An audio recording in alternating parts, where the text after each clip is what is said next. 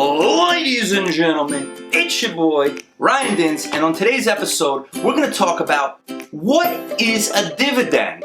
You know, you subscribe to a channel, Dividend Stock Mastery, or you're just watching, you're going to hit the subscribe button now. You just wonder, like, what is actually a dividend and why should I master it? Every single company wants investors to buy their stocks. A lot of companies don't have a dividend. For example, Amazon, Tesla, they don't have a dividend because the way that they want to get investors is say, we're going to grow to the moon and we want to take all of our money and put it into our company so that our stock could grow. That's what a growth stock does. Now a dividend stock, this is different. What a dividend stock does is basically they give you a percentage of what the share is worth and they give it to you every year. That is called a dividend yield. Sometimes it's broken up into 4 payments, which is called quarterly payments. Sometimes it is broken up into monthly payments, in which you get every month. Typically, REITs are the ones that give you monthly payments. Most of them, it's every 3 months. For example, AT&T pays you every 3 months. Realty Income, you get a dividend payment every single month.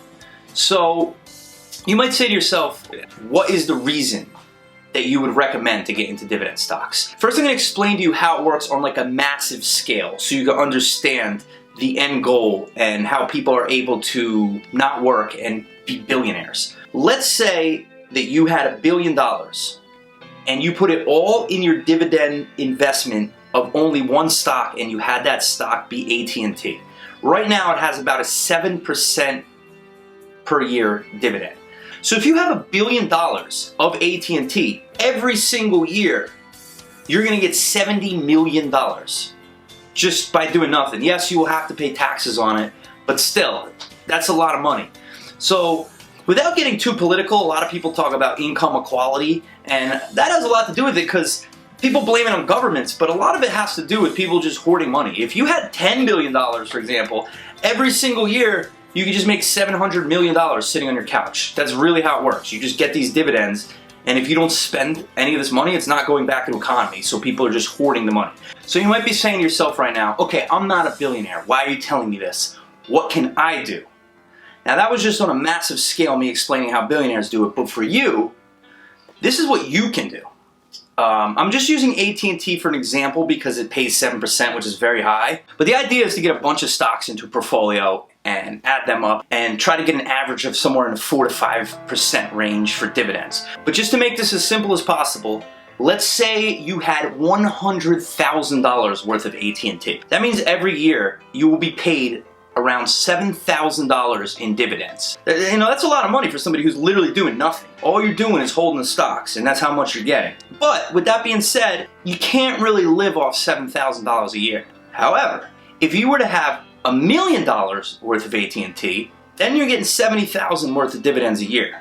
You could live off that. You're not gonna be rich. I mean, imagine that. You got 70 grand a year just come to you. All you have to do is look at your Robinhood account. You're like, oh my God, look, another dividend payment came in. So basically, you know, you get that broken up into every 3 months. Real quick doing the math, that would be $17,500 every 3 months. Just right into your account. And the beauty with dividends is this. Now, if you have a ton of money, you can live off the income, yes. But let's say you had $1 million and then you get that $70,000 like we said every year. Instead of spending that money, you could do what's called DRIP, Dividend Reinvestment Program. And what that means is you just take that money, that $70,000, and automatically tell Robinhood or whatever you're using to rebuy every single time you get that.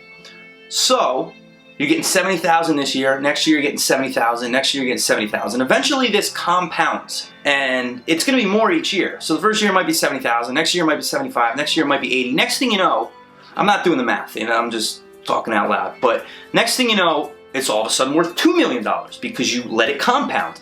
Now you're not getting $70,000 a year. Now you're getting $140,000 a year. Now you just went from maybe being able to retire to you can actually retire. If you're making 140 grand a year, you can actually retire and just go golfing and lay on the beach every day. It's that simple, and that's my goal. My goal is to basically, in about 5 years, I want to have around $3 to $5 million in dividend stocks and just live off that forever. And just go surfing, golfing. And you might say, oh, that's boring. Don't you have goals?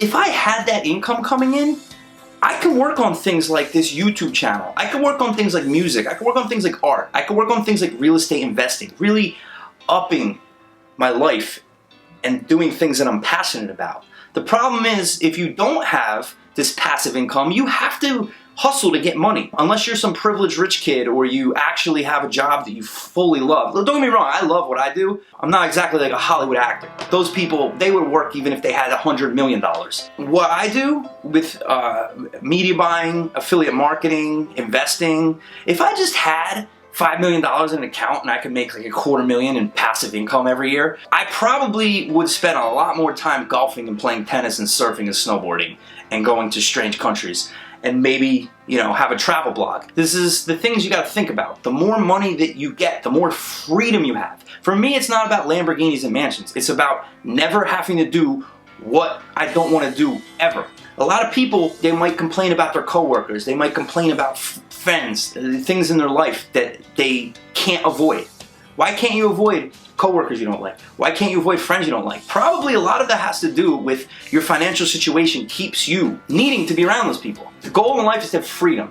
Freedom to never hang out with people you don't want to. Freedom to never have to work if you don't want to. Freedom to just get up in the morning and say, oh, I don't feel like working on my online business today. I think I'm gonna go ride a boat. And then go ride a boat and the money still comes in. That is the goal. You need to accumulate wealth and then let the wealth work for you through passive income. You shouldn't be working past 50. Times have changed. If you're smart, you should be retiring at 40, honestly. I'm a little bit behind. I don't think I'm gonna be able to retire till like 45, but that's the goal. I'm gonna retire when I'm 45. I'm just gonna go golfing every day. I'm setting myself up. Every week, I'm putting like $1,000 worth into investments. Most people don't have the discipline to do that. I don't buy excessive things. I watch my money and put like more than 50% of it. If you take the amount of money I make, more than half of it is going straight to investments. I could easily live in a nicer apartment. I could easily be taking more vacations. I could get a Range Rover if I want. But why? Who needs that stuff? I would rather have the freedom to be able to do whatever I want, to have a few nice things and be tied to doing something that I don't want to do with my life. It's all about freedom. It's all about breaking those chains. The American culture and a lot of cultures, European culture, Japanese culture, is just work, work, work, work. That's all it is. Just get that money. But there's more to life than that. It's all about having money and not working hard for it. That is the ultimate dream. And if you continue to follow my channel and hit that subscribe button, every single week I'm gonna explain to you how to do this. Because I'm just explaining to you now what dividends are and why you should continue to accumulate them. But there's a lot more to it than that, so continue to watch videos. I have other videos on what stocks you should buy. I'll just tell you right now, AT&T is looking good at like $28. That's a great buy, but there's so many more. Coca-Cola is always a good one. There's just so many. Apple and Microsoft, they're good for the long term, although the dividends stink.